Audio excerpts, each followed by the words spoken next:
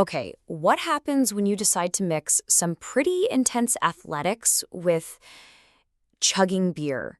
Today, we're diving into that collision of two very, very different worlds. Now, I know what you're probably thinking. That sounds like a completely ridiculous dare, something you'd cook up with your friends, right? But believe it or not, for thousands of people all over the world, this is a real, legitimate, and highly competitive sport. So let's get into it. We're going to unpack this super unlikely and frankly pretty contradictory relationship between running and alcohol. So how did this even become a thing?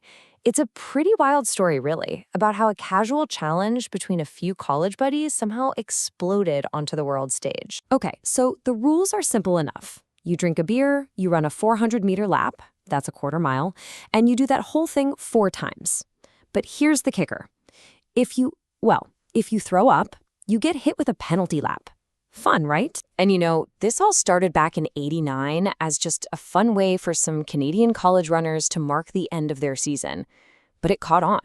Word of mouth spread, rules got official, and before you knew it, this wasn't just an inside joke anymore.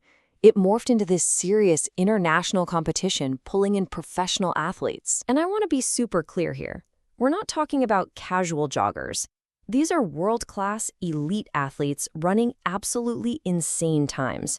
I mean, to put it in perspective, a 4-minute, 28-second mile is an incredible feat for any pro runner. Now imagine doing that while stopping to chug 4 beers. It's just mind-boggling. But it's not all about the elites chasing world records. The real soul of the beer mile, it lives in these smaller, social, unofficial events.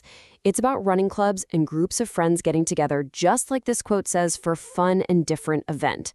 It's really more about the community and the good times than it is about the final time on the clock. Okay, so all of this brings up a really big question, right? Is drinking a beer during a race actually helping you in any way? Or is it just, completely sabotaging your performance? Let's look at the science. All right, so what does the science actually say? Let's dig into the immediate effects on your body when you mix alcohol and endurance. We're talking about what happens right away, even with just a little bit. Basically, alcohol is a performance-killing machine. Your body has to focus on processing the alcohol so it can't efficiently use its normal fuel, carbs and fats.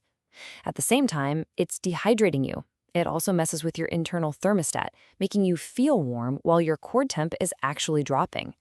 And on top of all that, it tanks your coordination. It's a direct attack on everything an athlete needs to function. And get this, you don't even have to feel buzzed for this to happen.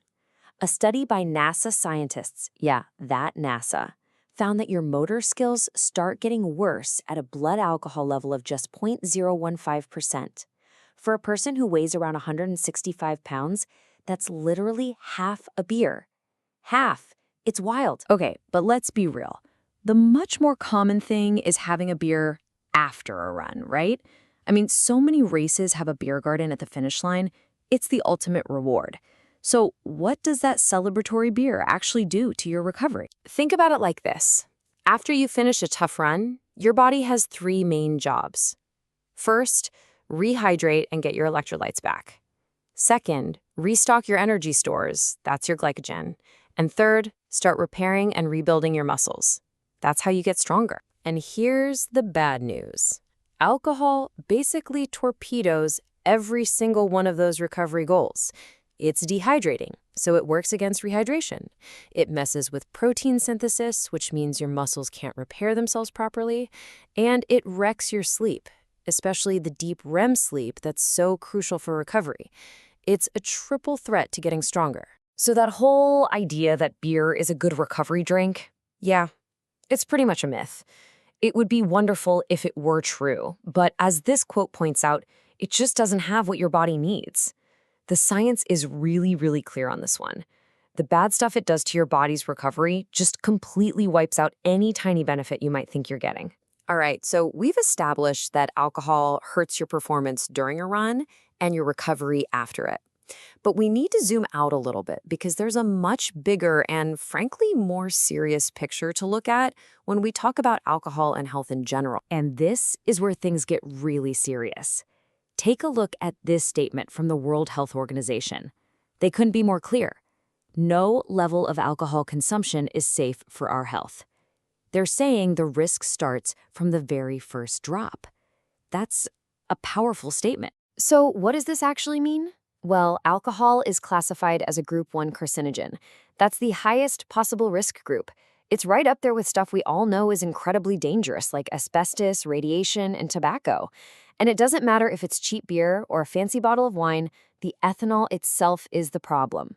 And this just drives the point home, even if it's meant to be funny. A Reddit user did the math on what a beer marathon would do to you.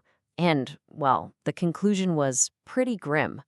It's a humorous way to look at it, but it really does show how dangerous it is when you take this idea of mixing alcohol and running to its absolute extreme. Okay, so if the science is so clear and the health warnings are this dire, why is the culture of running and drinking getting bigger and bigger? It seems like a total contradiction, right? I think this quote gets to the heart of it. For a lot of people, it's not about being the fastest or the healthiest. It's about the challenge. It's about the community. It's about having a great story to tell. I mean, doing something that sounds impossible, that's a badge of honor for some folks. It's all about the absurdity of the accomplishment. So in the end, it really comes down to a personal choice, a trade-off. On one hand, you've got peak performance and optimal health. On the other, you've got social fun, community, and that feeling of shared experience. It really is a case of the dose makes the poison. It's all about figuring out your own goals, knowing the risks, and deciding what matters most to you. And that leaves us with a question that every single runner, every athlete who enjoys a drink has to answer for themselves. In that balancing act between performance, health, and just pure enjoyment, where do you draw the line?